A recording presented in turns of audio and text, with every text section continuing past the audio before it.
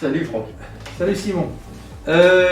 Nouveau volet dans la suite de nos événements pour 2020 dans le bilan. On va parler de l'innovation. Alors parler d'innovation dans un club de foot, ça peut paraître surprenant mais ça ne l'est pas. Vu l'année 2020 qu'on vient de vivre avec le Covid, forcément, il a fallu un peu se réinventer. C'est pour ça qu'on va parler d'innovation. Dans le fonctionnement et dans les échanges qu'on a pu avoir justement avec tous nos licenciés, les bénévoles, les partenaires et tout ce monde qui fourmille autour du club. Je pense qu'on peut parler déjà de la dématérialisation. Simon, je ne sais pas ce que tu peux nous dire sur cette dématérialisation qu'on a mis en place dans la communication. Je crois que comme tout le monde, le télétravail n'était pas une option. Et donc on a essayé de faire vivre un petit peu le club et le club s'est invité tous à la maison de nos licenciés avec, je te rappelle, la fameuse Casa des clubs avec des défis, même des ateliers un peu physiques, des jeux proposés à tous nos licenciés et pas que les joueurs, c'était vraiment pour toute la famille. Donc vraiment les communications c'est vraiment invité au niveau du club. Je te rappelle aussi qu'on a fait des conseils d'administration de manière dématérialisée. Alors ça c'est une première pour le club. Exactement, ouais. Donc on a pu maintenir un petit peu ce lien, les éducateurs ont pu travailler entre eux, les salariés aussi, nous aussi les dirigeants. Je pense que pour tout le monde, ça a été le meilleur moment pour développer un peu tous ces outils de communication. Ça a été aussi un bon moment pour remettre un peu des projets un petit peu hors de la pile, pour se former aussi. On est sur des études d'impact, tu veux en parler? Alors ça c'est ce nouveau projet qu'on a effectivement mis en place. Déjà, la mesure de l'impact social, alors en fait on a enquêté un peu avec les écoles, les différents organismes, que ce soit publics ou privés, pour savoir comment est-ce qu'ils percevaient le club, comment est-ce qu'on était perçu.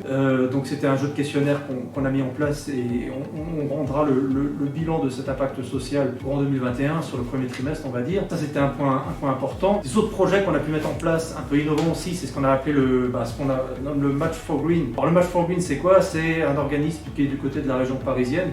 Alors ce qui est bien c'est qu'on fait aussi le lien en étant ici dans nos contrées, dans nos terres, avec Paris, où effectivement le Match for Green, c'est un concept éco-solidaire, ou d'éco-solidarité qu'il faut développer. Je pense qu'on aura des actions à mettre en place, c'est juste des balbutiements à ce stade. Tu as fait une interview et tu as eu la chance d'être interviewé par France 3, il me semble, sur France 3 Île-de-France, donc c'était bien aussi pour la promotion un peu du club, avec le Paris, le volet Paris volet, donc le club de volet sur la région parisienne. Moi ça me paraît important effectivement aussi d'ouvrir un peu le club en dehors de nos contrées. C'est pas pour jouer les caïds, on n'est pas un club de mercenaires comme je l'ai déjà mentionné, mais c'est important de le mettre en avant sous cet angle-là. Donc en termes de projets nouveaux, je pense qu'on a eu des pistes intéressantes qu'on a pu mettre en place.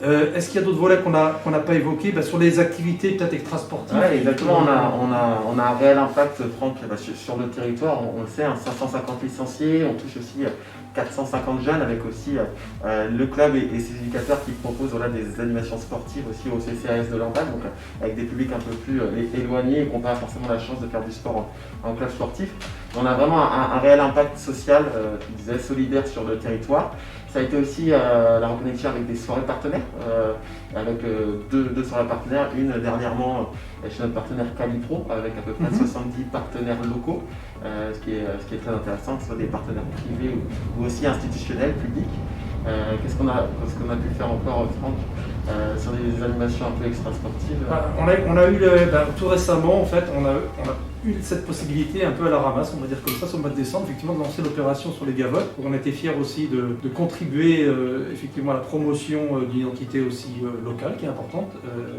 Donc on l'a mis en avant, c'était une réussite sur le mois de décembre. D'autres opérations, on va en lancer aussi forcément sur 2021. Et ce qu'il faut retenir en fait de volets innovants, c'est qu'il faut venir forcément au Lamballe Football Club avec des idées aussi peut-être un peu nouvelles. Et c'est ce qu'on s'est forcé de faire sur l'année écoulée et qu'on continuera encore sur 2021.